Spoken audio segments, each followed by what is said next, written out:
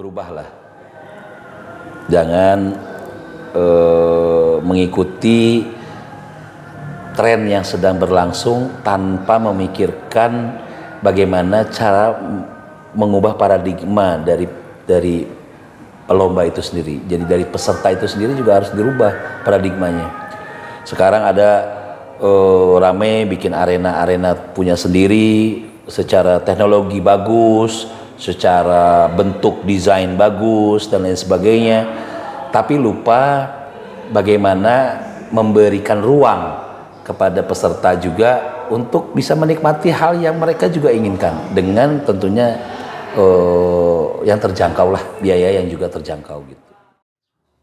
Culik ASBR terus berkicau. Kicau. Alhamdulillah masih bersama Ridho Pulungan, apoteker. Kuliah di UI Universitas Indonesia. Usia sekarang berapa, Ridho? Wah, lu nanya usia, Bang. 44 tahun, Bang. Udah tua, Bang. Enggak ya? Ternyata nggak tua. Kenapa sih bisa awet muda? Resepnya apa ya? Resepnya ikhlas aja, Bang. Hidup itu memang sudah Allah berikan, kita syukuri, kita manfaatkan buat diri kita sendiri, buat keluarga kita, akan jauh lebih bagus lagi, bermanfaat buat banyak orang. Itu energi positifnya masuk ke dalam diri kita, Bang. Luar biasa. Di video pertama kita sedikit bahas tentang 220 volt, komunitas tentang Reiki yang ternyata sekarang anggotanya merambah untuk jenis-jenis guru yang lain ya, termasuk pengembangan produk 220 volt sudah kita bahas. Ini sekarang kita ke dunia burung, ke dunia lomba secara lebih luas lagi, ke lomba lah pada akhirnya. Assalamualaikum warahmatullahi wabarakatuh. Waalaikumsalam warahmatullahi wabarakatuh. Dunia lomba, dunia komunitas yang notabene memang organisasi banyak. Itu ada 220 volt, itu besutan pribadi. Ada yang lebih besar sebetulnya sebelum 220 volt, kicaumania.org.id. Yeah. Om Ridho di situ ada di mananya sih? Oh, dulu pernah jadi ketua umum. Ketua umum, bro. Jadi ketua umum yang keberapa waktu itu? Duh, saya lupa ya. Keempat kalau nggak salah, Bang. Keempat ya? Keempat. Itu kan besar banget. Ya, saat itu sampai sekarang sih sebenarnya teman-teman sih masih sama ya. Kalau Kicau Mania itu kan memang kan dasarnya ya pertemanan juga gitu. Organisasi pertemanan lah, organisasi komunitas lah. Organisasi perburungan non-profit ya? Non-profit. Kicaumania.org.id. Sekarang ketuanya siapa sih? Sekarang masih Wisnu Muhammad Daya. Oh, keren tuh yang baru bikin piala MPR ya, bareng sama B16. Keren ya? Secara prestasi berarti Om Ridho kalah kayaknya sama Om Wisnu. Oh ya harus dong, Bang. Loh, kalau misalkan ketua yang lama terus kemudian lebih bagus daripada ketua yang baru kan nggak boleh begitu. Harus semakin baru kan semakin bagus kan, harus yang baru harus lebih bagus daripada sebelumnya dong. Itu artinya regenerasinya berjalan kan gitu. Ini keren, bro. Ini baru sosok ketua kita yang keren, yang sudah memasuki usia fase kedua lah dalam kehidupan ini, ya kan? Bahwa kehidupan tuh dimulai setelah usia 40 tahun ini udah mulai ini. Ya kan, energi baru, auranya juga keren banget, dan kita backflash ke belakang. Emang suka hobi burung, Om Ridho, lomba? Ke lomba sekarang? Kalau lomba sekarang sebetulnya sekarang lebih banyak jadi pemerhati, Bang. Karena bisnisnya ada yang baru, Bang. Ada bisnis di bidang energi. Jadi memang untuk intensitas ke lomba sekarang agak kurang. Jadi lebih kepada pemerhati. Walaupun saya sering juga datang, tapi ya cuma sebentar pulang, ketemu teman-teman dan lain sebagainya pulang gitu. Karena akan banyak kita bahas loh dalam kesempatan bertemu sama Om Ridho Pulungan ini, dunia lomba, belum nanti karena beliau adalah salah satu founder sebetulnya di PKBI, ya kan, dan beliau sebagai pembina sekarang kan. Nanti itulah video berikutnya akan kita kupas tentang dunia lomba yang sekarang fenomenanya ini kan beda nih Om Ridho kan. Mungkin Om Ridho punya pengalaman. Ya. Sebelum kita bicara ke fenomena sekarang, ya kan. Pengalaman di lomba yang mana yang paling menarik di era dulu ketika Om Ridho masih turun lomba, di mana adanya? Adanya ya di lomba-lomba KM pasti. Karena kan gini, cita-citanya sebetulnya sama aja ya. Lomba itu dari dulu bagaimana caranya membuat lomba yang fair play, bagaimana caranya membuat lomba yang betul-betul memperhatikan kinerja burung dan lain sebagainya. Gitu.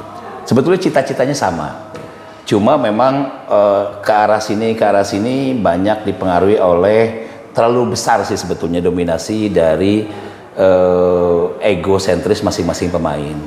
Dan itu sebetulnya dimanfaatkan sebagai sesuatu yang memang mungkin bagus ya, dengan adanya tiket-tiket yang luar biasa jumlahnya, nilainya fantastis lah. Ya kadang-kadang menyakiti hati kecil juga ya, kadang-kadang karena untuk sebagian orang nilai seperti itu kan sulit banget dicapai. Nah, ini bicara masalah nilai, ini arahnya gue perjelas aja bro, bahwa lomba sekarang kenapa ada muncul fenomena baru ya, karena ternyata di komunitas murai batu khususnya, lomba yang 24 gantangan dengan harga tiket yang wah. Nah ini, menurut pandangan Om Ridho nih, coba diperjelas lagi nih kan. Ya itu tadi Bang, bahwa sebetulnya tidak ada korelasi antara lomba fair play dengan nilai tiket yang fantastis itu nggak ada. Kalau kita bicara fair play, lomba yang harga tiketnya 25.000 di Latberan itu harusnya sama saja dengan lomba yang tinggal tiketnya 25 juta atau 50 juta. Harusnya sama. Karena esensi dari lomba adalah bagaimana melihat, menentukan, memilih, menilai burung yang memang punya kualitas layak, bukan dari berapa nilai tiket yang dikeluarkan. Tapi memang iya untuk para pengelola lomba IO itu mungkin ada pemasukan ya, ada pemasukan yang luar biasa. Tapi saya miris sebetulnya. Kenapa? Kalau saya katakan, saya menaruh posisi saya bukan sebagai direktur utama di SBE, saya bukan menaruh posisi saya di pemilik 220 volt atau Gardenia Resort Hotel. Saya menaruh posisi saya sebagai kicomania biasa. Sebagai kicomania yang pemain-pemain akar rumput, yang uangnya terbatas, yang harus menyisihkan uang gajinya mereka untuk membeli pakan, menyisihkan waktunya untuk memelihara, mendidik burung-burungnya supaya punya kualitas kontes. Terus kemudian tidak bisa berjajar dengan burung-burung yang mungkin saja kualitasnya di bawah dia punya, hanya karena mereka tidak punya uang sebesar 50 juta, 25 juta untuk tiket-tiket tertentu gitu loh. Iya sih. Jadi ya itu kadang-kadang bikin hati kecil tuh tersentuh juga Bang. Apa ya namanya, miris lah. Ya tapi kembali ke pembicaraan Om Ridho tadi ya, bahwa disampaikan bahwa tiket 25.000 dengan yang 25 juta katakanlah ditujuannya ke arah fair play yang sama kan. Ini kenapa juga harga tiket mahal kan, dan dia membatasi gantangan cuma sampai 24 itu kan untuk lebih fair play sebetulnya mungkin IO-nya ya, dengan gaya 24 gantangan itu mungkin seperti itu sih Om Ridho. Iya, kalau untuk masalah itunya saya setuju Bang. Mungkin untuk menyiapkan gantangannya, menyiapkan jurinya, menyiapkan semua orang yang terlibat di dalam suatu event itu kan butuh biaya. Biayanya mungkin lebih besar. Nah, biayanya besar. Nah, biaya yang besar itu kan tentu kan selama ini karena IO kita ini terus terang aja ya, saya boleh katakan belum mempunyai paradigma yang maju. Masih mengandalkan pemasukan dari tiket aja. Gitu loh. Situasinya akan jauh lebih kompleks ketika kita bicara bagaimana caranya mendapatkan pemasukan-pemasukan lain, katakanlah dari sponsorship. Itu akan jauh lebih kompleks memang ketika kita bicara begitu. Tetapi menurut saya industri di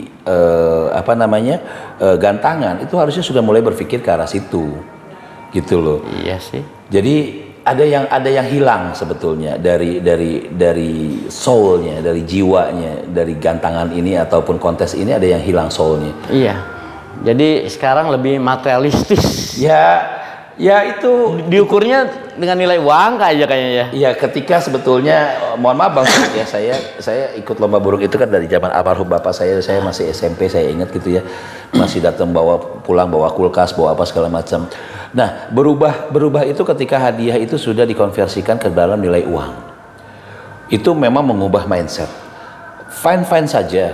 Memang ketika setelah diubah menjadi nilai uang, itu lomba itu bergeraknya maju, walaupun kita tidak pungkiri bahwa banyak juga IO yang bubar, IO yang mundur, IO yang kehilangan penggemar dan lain sebagainya, ada juga gitu loh. Nah, yang saya ingin coba masukkan perspektif nih, mumpung lagi ada ketemu Bang Suli, kita ngobrol-ngobrol santai, adalah coba cari pemasukan lain selain dari tiket, sehingga teman-teman IO ini tetap bisa mendapatkan uang yang banyak, bisa cukup untuk membiayai eventnya tanpa membebani dengan nilai tiket yang tinggi kepada peserta gitu loh. Ya, karena notabene memang sisa dari pembelian tiket, hadiah dipotong, itu dana sisanya kan memang untuk biaya produksi ya. Ini mungkin maksudnya Om Ridho ini ya banyak sumber-sumber pembiayaan yang bisa didapat sebetulnya ya. Sebetulnya banyak. Tapi memang karena saya belum masuk ke dalam industri IO, saya belum buka nih jadinya Bang. Buat kata kunci dia, kata kunci. Emang mau terjun ke IO lagi? Nah, ini pertanyaannya nih akhirnya. Ada waktunya. Setiap masa perjalanan itu kan ada momen-momennya Bang. Yakin mau bikin IO? Saya tidak membuat IO Bang, tapi bagaimana mengumpulkan IO yang terserak ini menjadi satu kekuatan, terus kemudian mempergunakan kekuatan tersebut menjadi potensi untuk bisa menggenerate penghasilan untuk teman-teman sendiri. Kalau saya nggak berpikir bahwa saya harus melakukan diklat juri dan lain sebagainya. Iya. Bahwa pemerataan kemampuan juri itu penting memang iya. Tapi bukan berarti setiap orang itu harus mengeluarkan uang sendiri untuk ikut diklat juri dan lain sebagainya. Toh pada dasarnya kemampuan juri itu sebetulnya average aja, rata-rata aja juga sudah cukup, asalkan hati nurani terjaga, mereka mengerti, ya pasti mengerti lah yang namanya juri, mau kelas apapun juga sebetulnya mereka itu mengerti bagaimana cara menilai burung, itu pasti tahu. Nah, cuman kalau dibilang untuk membuat sebuah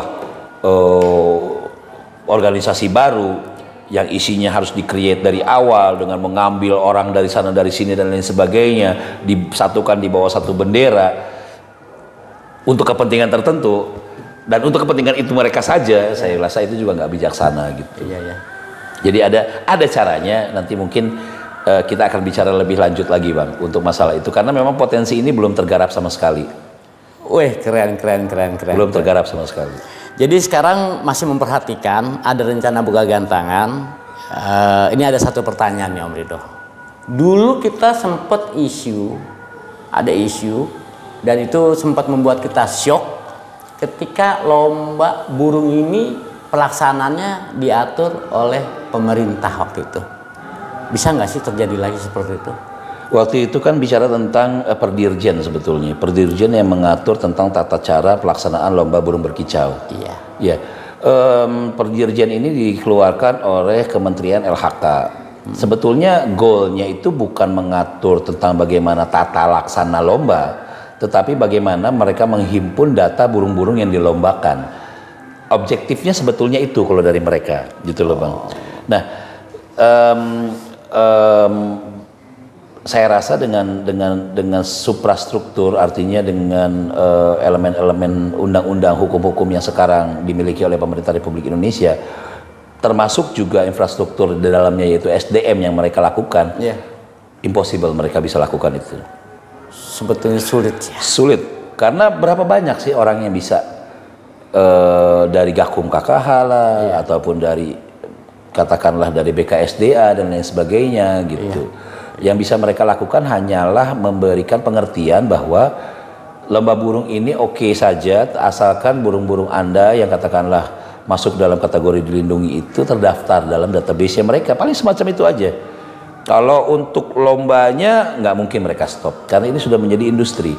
Di situ banyak orang yang mencari makan, di situ banyak orang yang mengandalkan penghidupan mereka. Dari mulai tukang cabut bendera sampai memang ya bos-bos besar yang jualan kandang. Seperti itu. Gitu loh Bang. Ini makin seru ini bro, makin seru disebut-sebut yang namanya apa LHK, KLH dan berbagai macam aturannya. Mungkin di video selanjutnya akan kita lebih spesifik kita ngobrol tentang organisasi perburungan. Tapi saya mau titip satu hal nih sama teman-teman IO nih Bang nih. Berubahlah. Jangan mengikuti tren yang sedang berlangsung tanpa memikirkan bagaimana cara mengubah paradigma dari lomba itu sendiri. Jadi dari peserta itu sendiri juga harus dirubah paradigmanya. Sekarang ada rame bikin arena-arena punya sendiri, secara teknologi bagus, secara bentuk desain bagus dan lain sebagainya. Tapi lupa bagaimana memberikan ruang kepada peserta juga untuk bisa menikmati hal yang mereka juga inginkan dengan tentunya yang terjangkau lah, biaya yang juga terjangkau gitu. Caranya bagaimana sebetulnya sudah terpikirkan dan sekali lagi Bang Culik ini adalah potensi yang belum tergarap. Kita akan coba garap, bukan akan coba sebetulnya sedang digarap. Nanti mudah-mudahan mohon doa dan dukungannya, doa restunya supaya keseimbangan antara nilai ekonomi dan nilai ruh dari kontes itu sendiri bisa ada, bisa dapat, bisa terjalin. Ya semua orang happy, semua pihak happy, ekonomi berjalan, kontestan senang, orang mau jual burung juga oke, tanpa ada keterlibatan oknum-oknum lah. Mau oknum juri kek, mau oknum tukang rekap kek, mau gua.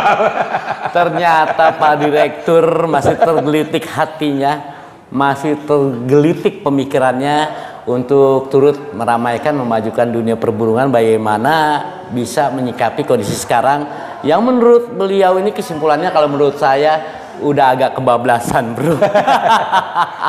nggak lama kok Bang, insya Allah 2023 kita akan beresin. Amin, amin, amin, amin, amin. Kita lanjut bahas organisasi perburungan.